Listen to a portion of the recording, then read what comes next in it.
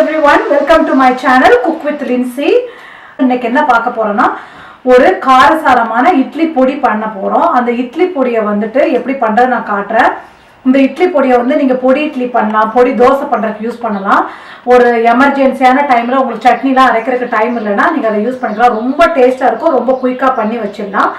அந்த ரெசிபியை பண்றதுக்கு என்னென்ன வேணும்னு உங்களுக்கு நான் சொல்றேன். உளுந்து, முழு உளுந்து, இது நீங்க வந்து தோல் உளுந்து போட்டுக்கிட்டா இன்னும் நல்ல டேஸ்டா இருக்கும். இது வந்து வெயிட்ல பாத்தீங்கன்னா ஒரு 350 கிராம் இருக்கும். கப்பு அளவுல பாத்தீங்கன்னா மெஷரிங் கப்ல பாத்தீங்கன்னா ஒரு 2 கப்பு அளவுக்கு 2 கப்பு வரும். இதுல இது வந்து ஒரு 200 கிராம், இது வந்து 350 கிராம், இது வந்து ஒரு 200 கிராம் கடலைப்பருப்புங்க எடுத்து வச்சிருக்கிறேன். இது வந்து ஒரு 6 பல்லு பூண்டு, இது பெரிய சைஸ் பூண்டு. நீங்க ரொம்ப சின்ன பூண்டு போடுற மாதிரி இருந்தா ஒரு 10-12 பல்லு கூட போட்டுக்கலாம்.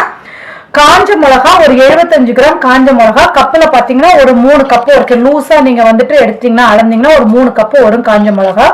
உங்களுக்கு காரம் கம்மியா வேணும்னா அது வந்து கொஞ்சம் குறைச்சிக்கோங்க. வெயிட் வந்து 70 to 75 கிராம் இருக்குது. 3 டீஸ்பூன் மிளகு, முழு மிளகு. இதுல வந்து ஒரு 50 கிராம் வெள்ளை எள்ளு எடுத்து வச்சிருக்கேன். நீங்க கருப்பு எள்ளு வேணாலும் யூஸ் பண்ணிக்கோங்க. 2 to 3 டீஸ்பூன் பெருங்காய பொடி, கருவேப்பிலை கொத்து ஒரு கைப்பிடி அளவுக்கு கருவேப்பிலை. அவ்வளவுதான். இது எல்லாத்தையுமே தனித்தனியா இல்ல வறுத்துட்டு இதை வந்து நல்லா ஆற வச்சு நம்ம பொடி பண்ண போறோம். அவ்வளவுதான் இட்லி பொடி. வாங்க இப்ப இதை எப்படி வறுக்கிறது நான் உங்களுக்கு காட்டுறேன். இப்போ நான் வந்து பேனை வந்துட்டு சூடு பண்ணி வெறும் வானல்ல வந்து நம்ம எடுத்து வச்சிருக்கிற உளுந்த ஃபர்ஸ்ட் நான் போட்டுக்கிட்டேன். எல்லாத்தையுமே தனித்தனியாக வந்து வறுத்துக்கோங்க.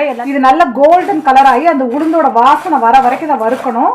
எப்போவுமே வந்து அடுப்பில் சிம்மிலே வச்சு வருங்க. அப்போ வந்து உங்களுக்கு ஈவனாக எல்லா இடத்துலையுமே வறுப்படும்.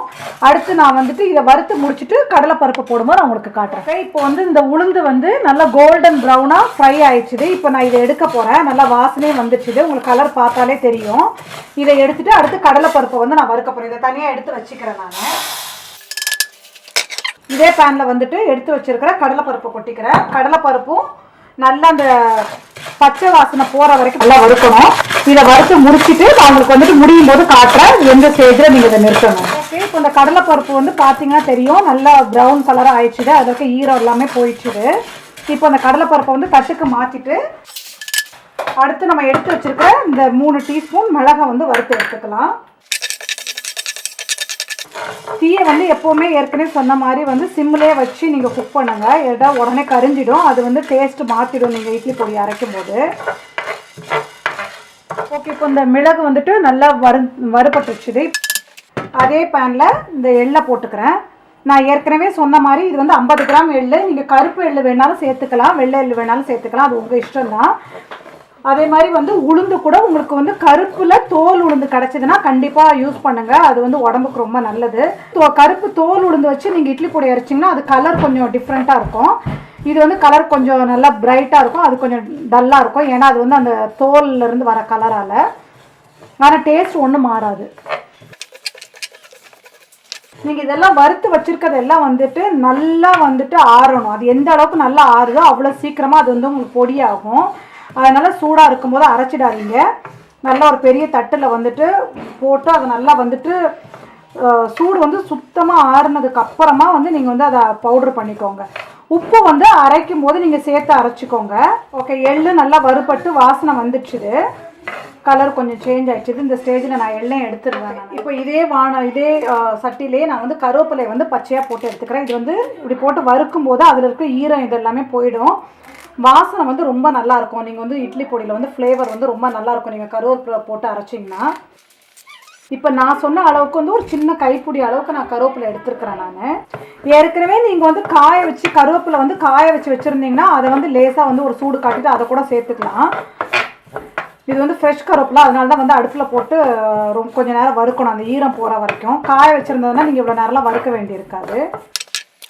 ஓகே, இப்போ நான் வந்து கருவேப்பிலை நல்லா வறுத்துட்டேன். கருவேப்பிலை வந்து நீங்கள் ஃப்ரெஷ் கருவேப்பிலை வறுத்தீங்கன்னா நீங்கள் இது இப்படி எடுத்து பார்த்தீங்கன்னா அது வந்து இந்த சருகு மாதிரி வந்துட்டு உங்களுக்கு வந்துட்டு ஆயிருக்கும். தொட்டு பார்த்தாலே தெரியாது, உங்களுக்கு அந்த உடையிற சத்தம் கேட்கும். அந்த மாதிரி ஸ்டேஜில் வந்ததுன்னா அதில் இருக்கிற ஈரம் எல்லாமே போயிடுச்சுன்னு அர்த்தம். இப்போ நீங்கள் பார்த்தீங்கன்னா தெரியும், நான் கையால் நசுக்குனாலே இப்போ எனக்கு வந்து அது வந்து அப்படி பவுடர் ஆகிடுது. இந்த ஸ்டேஜில் நான் கருவேப்பிலையை ஏற்கனவே எடுத்து வச்சுருக்கிற பருப்பு மேலே கொட்டிடுறேன். இப்போது நீங்கள் வந்துட்டு வெறும் வானல் அந்த வானல்லையே வந்துட்டு போட்டு சட்டிலே மிளகாவை நல்லா ட்ரை ரோஸ்ட் பண்ணி எடுத்துக்கோங்க. யூஸ்வலாக இப்போ நான் சொன்ன அந்த 350 கிராம் உள்ள உளுந்துக்கு ஒரு 200 கிராம் உள்ள கடலைப்பருப்புக்கு நீங்கள் 100 கிராம் அளவுக்கு கூட வந்து மிளகா போடலாம். ஆனால் நான் போடலை, ஏன்னா இந்த மிளகா வந்து கொஞ்சம் ரொம்ப காரமாக இருக்குது. அதனால தான் நான் வந்துட்டு ஒரு 70-75 கிராம் எடுத்துருக்கிறேன். உங்கள் மிளகா வந்து கொஞ்சம் காரம் கம்மியாக இருக்கும் நீங்கள் நினச்சிங்கன்னா ஒரு 100 கிராம் வரைக்கும் கூட போட்டுக்கோங்க. அது காரம் எடுக்கும், ஒன்றும் பிரச்சனை கிடையாது. நம்ம போட்ட அந்த மிளகா, காஞ்ச மிளகா நல்லா வறுபட்டுச்சுது. இந்த ஸ்டேஜில் அதையும் எடுத்துடலாம். இப்போது இந்த வெறும் வானலில் இப்போ இந்த கடைசியாக வந்து பூண்டை எடுத்து பூண்டை வந்து நல்லா வதக்கணும். பூண்டு வந்து நல்லா எவ்வளோ வதக்க முடியுமோ அவ்வளோ நேரம் வெறும் வானல்லே வதக்குங்க. வதக்கி அதையும் சேர்த்து எல்லாமே ஆறுனதுக்கப்புறம் ஒன்றா போட்டு உப்பு போட்டு பெருங்காயத்தூள் போட்டு அரைச்சி எடுத்துட வேண்டியதான். ஓகே, இப்போ வந்து அந்த கடலைப்பருப்பு இது எல்லாமே வந்து வறுத்தாச்சுது. வறுத்து இப்போ நான் இதை வந்து ஆறுறதுக்காக வச்சுருக்கிறேன். இது கூடவே வந்து பெருங்காயத்தூளையும் சேர்த்துக்கிட்டேன். நீங்கள் கட்டி பெருங்காயம் சேர்க்குறதா இருந்தால் எல்லாத்தையும் வறுத்த மாதிரி அதையும் வந்து வெறும் வானலில் வறுத்து சேருங்க. நான் தூள் பெருங்காயம் சேர்த்ததுனால அதை வறுக்கலை. இல்லை நீங்கள் வந்து பருப்புலாம் வந்துட்டு வறுக்கும்போது அது கூடவே சேர்த்து வறுத்துக்கிட்டாலும் ஓகே, ஒன்றும் பெரிய தப்பு ஒன்றும் கிடையாது. நான் இன்றைக்கி வறுக்கலை, நான் அப்படியே தான் சேர்த்துக்கிறேன். இது எல்லாமே நல்லா ஆறுனதுக்கப்புறம் நீங்கள் வந்து அரைக்கும் போது உப்பு சேர்த்துக்கோங்க. நான் வந்து இதை அரைச்சி முடிச்சதுக்கப்புறம் நான் வந்து எவ்வளோ உப்பு தேவைப்பட்டுச்சுன்னு உங்களுக்கு சொல்கிறேன். ஏன்னா சில நேரத்தில் வந்து உப்பு வந்துட்டு உங்கள் மிளகாவோட காரத்தை பொறுத்து வந்து கொஞ்சம் கூட குறைய எடுக்கும். இது புது மிளகா, அதனால் இப்போ எனக்கு இந்த டைம் எவ்வளோ எடுக்குதுன்னு எனக்கு தெரியல. நான் வீடியோட கடைசியில் நான் உங்களுக்கு சொல்கிறேன் இதுக்கு நான் எவ்வளோ உப்பு போட்டேன்னு. ஸ்டில் நீங்கள் அரைக்கும் போது உங்கள் டேஸ்ட்டுக்கு தகுந்த மாதிரி உப்பு நீங்கள் அட்ஜஸ்ட் பண்ணி போட்டுக்கோங்க. இப்போ நம்ம வந்து அந்த வறுத்து வச்ச எல்லா பருப்பு எல்லாமே நல்லா ஆறிடுச்சுது. நல்லா ஆறுனதுக்கப்புறமா அதை நல்லா ஃபைன் அந்த பவுடராக வந்து அந்த இட்லி பவுடர் வந்து நான் அரைச்சிக்கிட்டேன். நான் ஏற்கனவே சொன்ன மாதிரி இதுக்கு வந்து டீஸ்பூனில் வந்து ஒரு 5 டீஸ்பூன் வந்து நான் இதுக்கு வந்துட்டு உப்பு போட்டிருக்கிறேன். நீங்கள் ஒரு 4 டீஸ்பூன் போடுங்க. 4 டீஸ்பூன் போட்டுட்டு அப்புறம் வேணும்னா இன்னொரு 1 டீஸ்பூன் சேர்த்துக்கோங்க. ஆனால் இதுக்கு வந்து நான் 5 டீஸ்பூன் உப்பு நான் போட்டிருக்கிறேன். நான் அது கரெக்டாக இருந்தது.